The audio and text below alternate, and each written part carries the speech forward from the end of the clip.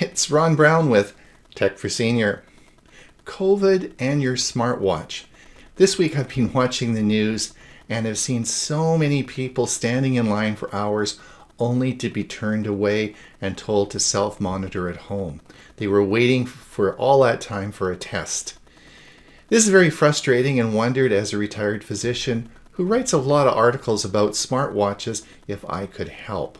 I own the Fitbit Sense and the Galaxy Watch 4 smartwatches, but I've reviewed many more, including the Apple Watch. I looked at the clinical research and came up with 5 tips to help you figure out if you have COVID. So maybe these tips will be helpful.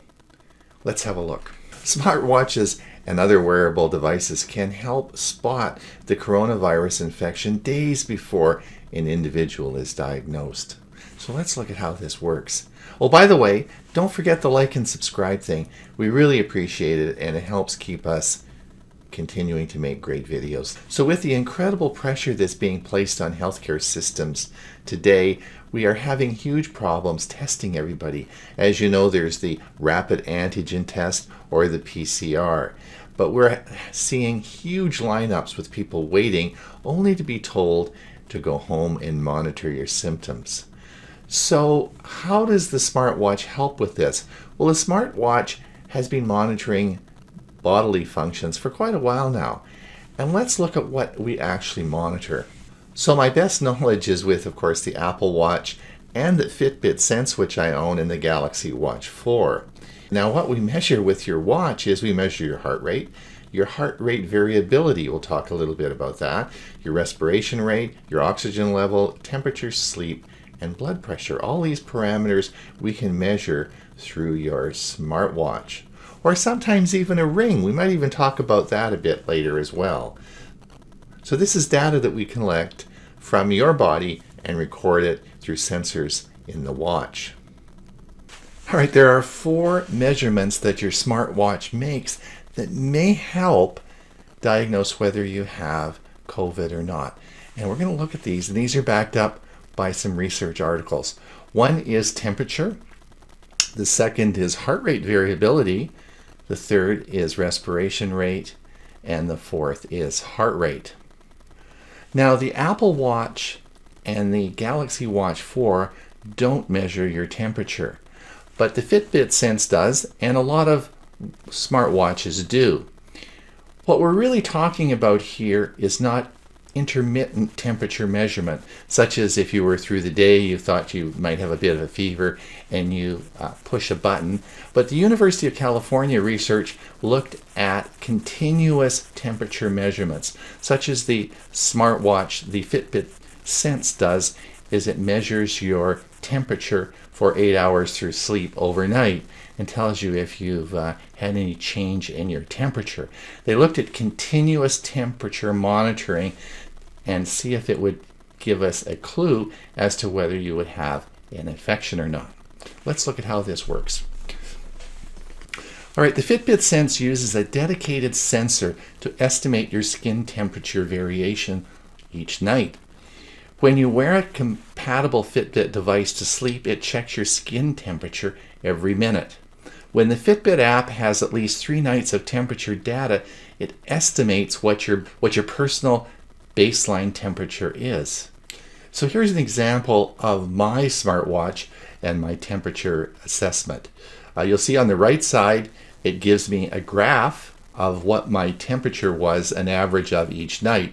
And this was it was probably a year ago. I felt well, and you'll see on the Thursday, my temperature did go up a little bit. Whatever the reason for that was, I don't know, but this gives you an average graph of what your temperature would be each night based on the 8 hours when you sleep. And that's why it's important, because of most of these health monitoring applications on watches measure overnight. So it's important to wear your watch through the nighttime. And this is something that I want you to keep a close watch on for the following reason. I want to tell you about a friend of mine who was triple vaxxed. He had a negative PCR and then within a week had a positive PCR.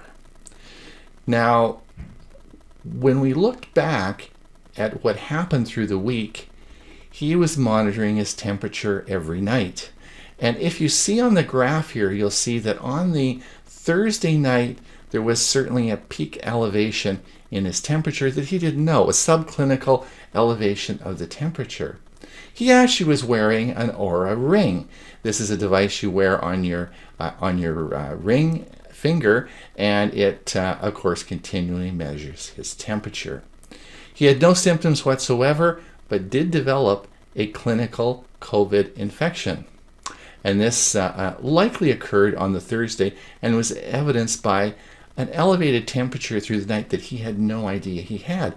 So one of the things you can do is, if you have a smartwatch that's measuring your temperature, make sure you look at this each morning. Your watch won't tell you. You have to go and look at the graph, and if you're self-isolating, wondering if you have an infection, look at the graph each morning.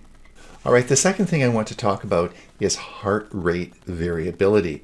Now, most of you know about heart rates. In other words, your heart speeds up or your heart slows down. But heart rate variability is the interval between heartbeats. You probably have felt your heartbeat 80 beats per minute, and it seems pretty regular. But actually, there is a beat-to-beat variation, and this is called heart rate variability, and it is a predictor of heart health. And this is what the apps usually use. But the Mount Sinai School of Medicine in New York found something very interesting. Now, they looked at HRV tracking on the Galaxy Watch 4, Apple Watch, and of course the Fitbit Sense, and they found significant changes in the amplitude of the circadian HRV pattern on the first day of symptoms, with a trend towards statistical significance on the day before and after symptoms are reported. Taken together with these findings suggest the possible use of HRV data collection to identify and predict COVID-19 infection. So you may have seen this on your watch, but you should look because it's there. As with the temperature graph, you'll find an HRV graph.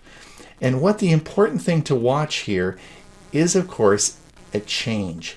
If you see that your HRV is, and it should be roughly the same level, if all of a sudden you see it going way up or way down, in conjunction with a spike in your temperature, then this can in fact be a clinical COVID infection. So in this Italian study, we were able to see a specific respiratory rate increase that was able to detect the COVID infection prior to symptoms occurring. And this study at the University of Stanford showed that an elevated heart rate could certainly identify a COVID-19 infection. So let's put these all together and see what we might see. So let's look at these warning signs from the Fitbit study. They looked at breathing rate, and heart rate variability. And as you can see in this study, it went from a very normal level into a wildly abnormal level. And this likely was the culmination of a COVID infection. But subclinical, and the person didn't know they had it. So by watching your smartwatch and paying attention to the app, you physically have to go there each day and look at these parameters. This may give you a clue as to an infection. So in summary, there are 4 things that we want you to measure. And if you're at home and you're doing self-isolation and you feel fine, these are things that you can look at on your smartwatch. Have a look at them and see if it's helpful. So the last tip will be, will smartwatches be able to diagnose a COVID infection? And that is a very interesting prospect, of which there are about 3 studies, large studies that have been done. And by measuring those indices that we talked about, we can create an algorithm that's about 85% accurate, which just isn't quite enough to be clinical significant. So we're pretty close, and it's going to come. And I think that very shortly we will see the ability of these devices to accurately predict a COVID infection, but not there quite yet. Well, it's Ron Brown with Tech for Senior, COVID and your smartwatch. Please don't forget to like and subscribe. Until we see you again, be sure and stay safe.